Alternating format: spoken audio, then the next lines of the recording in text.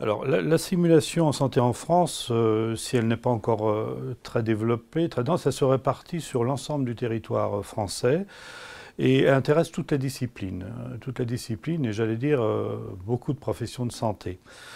Il faut savoir que notre enquête a permis de montrer que la plupart des centres, nous avions comptabilisé en mai 2011 31 centres de simulation formalisés en France. Quand je dis formalisés, c'est-à-dire des centres équipés, entre autres de mannequins haute fidélité, et qui accueillent des professionnels de santé de diverses origines.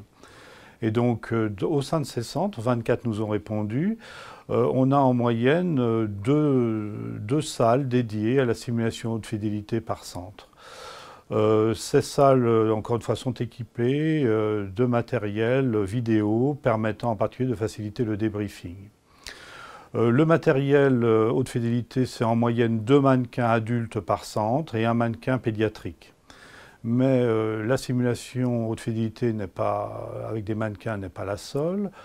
Il y a également des centres qui, bien sûr, font des consultations d'annonces avec également du matériau de fidélité.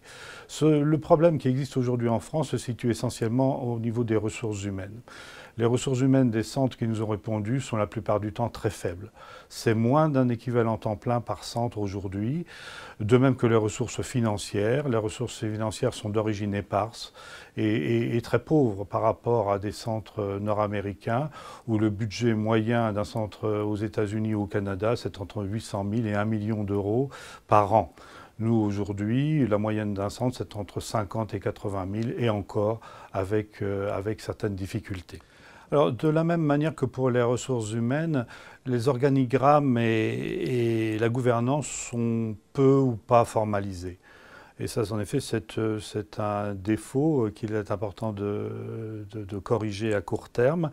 Et enfin, je dirais que les centres qui existent aujourd'hui, à part quelques-uns, souffrent d'un manque de règles ou de bonnes pratiques. Par exemple, encore aujourd'hui, il est important qu'après une séance de simulation, un débriefing, on remette aux participants une fiche d'aide à la progression, une auto-évaluation, une fiche d'aide. Qu'est-ce qu'on doit faire après pour s'améliorer? Et ça n'est pas encore complètement rentré dans les mœurs.